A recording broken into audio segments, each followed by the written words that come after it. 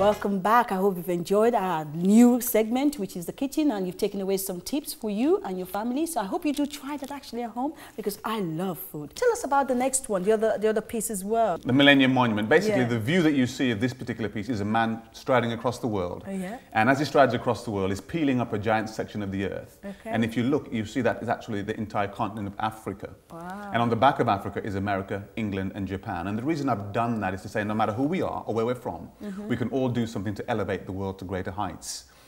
You'll see the blood in the... I don't know, that's so nice. I tell you, if only everybody's like that, I tell you, we'll do better things in this world. Keep going. You'll see the blood in his body going down his arms and exiting his finger. That line going back to Africa, that's the bloodline going back to the motherland. And again, the reason I'm saying that is for our young people to remember that we stand on the shoulders of our ancestors, no matter who we are, where we're from. You know, we aren't just born today as a result of just our own good fortune. There has been a journey in ancestry. But the irony of that particular piece, and I will encourage people to go to the website, because whereas it might appear as though it's the man that's raising the world, when you turn the piece around, you realize it's actually the woman carrying the weight of the world on her back. You see, ladies, I knew it all along, Donald. You're the man, you're a man after my own very heart. Ladies, there you go. You've heard it from a very man himself, you know. I mean, this is Donald telling you this. Go on and keep talking.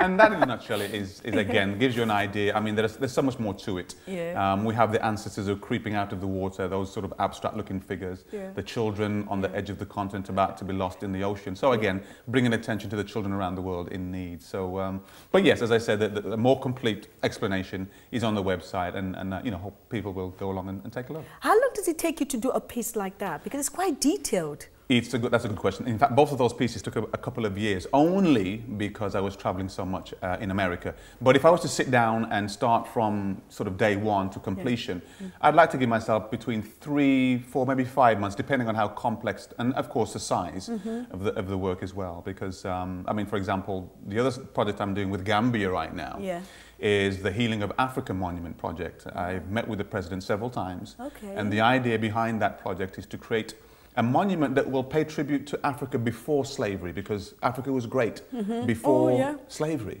Slavery represents a small part, if you will, of our history. But yet, even though it represents a small part, but it seems to have consumed Absolutely. Us. And our young people need to, again, we need to remind them that we were kings and queens and creators and inventors and philosophers before that. And then to acknowledge the fact that we survived slavery, but also to promote hope for the future. That particular monument is destined to be taller than the Statue of Liberty, and will probably take several years to create. And again, people can find out more information about that. But you don't do that like 9 to 5, do you? You just go and say, okay, now 9 to 5, I'm going to have my tea and I'm off, you know, I'll come back tomorrow and do that. This is something you could probably work from the morning straight into the evening. I'm just trying to get a feel of, you know, the process. A very good question. When I was 14 years old, I was working on a bust of myself on the kitchen table at home. And my mom said to me, "Good night, Donald." I said, "Good night, Mom." My dad said, "Good night, Donald." I said, "Good night, Dad." My brother said, "Good night, Donald." I said, "Good night, Newton." And then my mom said, "Good morning, Donald." And I realized the whole night had gone by. Oh, wow. And it was just like therapy. And I'm sculpting away, and I don't know what it is. It's just a wonderful feeling of peace, calm, meditation. And throughout that process, one is able to just almost purify yourself. And as you're creating the nose or the eyes, as it becomes into being, you want to see more and more. And time really just stands still. Wow. And I mean, these pieces we're talking about, can we actually physically touch them? Is there anywhere people can, maybe they're going to New York, or is this like a private collection, or, I mean? Well, all of my sculptures are limited editions, and many of the pieces, certainly the Struggle, has been purchased by homeowners and presented to various different organizations. There isn't a gallery as such. There was going to be a gallery, I believe, in New Orleans they wanted to name after me, actually. But along came Hurricane Katrina and swallowed up the building by 20 feet of water and put an end to that dream. Well, I say an end to it. They're looking to still do it, but obviously there's a lot of sort of... it's not an end, you know, it probably turn into something greater, you know, in a later... I mean, you're doing this for the Gambia country, so it's to me, that is actually greater than it would have been nice to have that. But, well, again, it's not the end of the road, and maybe I can still do something that, you know, can be placed in New Orleans and hopefully help on that side. Can I just tap on your... I mean, because I saw that you're also a preacher and a teacher. Right. Can we kind of get a feel? Is it the same? I mean, because you're quite, I mean, motivational speaker, preacher, teacher, sculptor. Founder of the Struggle for Change. Donald, when do you sleep? Yeah, that's a good question. I've learned to sleep standing up sometimes. No, not really. But, well, it really, again, goes back to what I said before about having talents and then becoming or blossoming into other talents. When I left home to live in Manchester for about 7 years, I went there doing a lot of teaching, both voluntary and paid, in schools, and realized that I could reach some of the hard-to-reach children, you know, and as a result of that... How do you do that? Well, for example, I was in Manchester doing a class, and the teacher came to me straight away at the beginning and said, well, you know, oh, Donald, by the way, this is Johnny over there. I'll point him out, and he's one of our problem children. And so, you know, if he gives you any problem, just let me know, and we'll put him over in the corner. And as soon as I heard that, I targeted Johnny. And he was a bit reluctant, you know, sort of... Oh, yeah.